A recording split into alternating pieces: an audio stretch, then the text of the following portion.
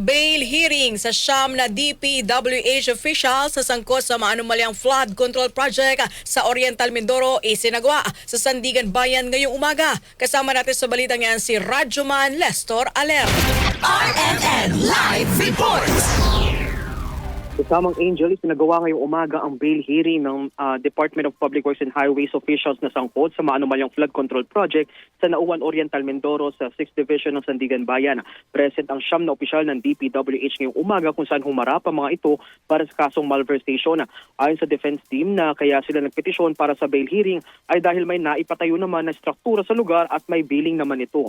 Bukod sa bail hearing, ipreresenta rin sa korte kanina ang isa sa mga witness na si Attorney R.J. Bernal kung saan kanyang in-identify ang mga dokumento ng SunWest Corporation.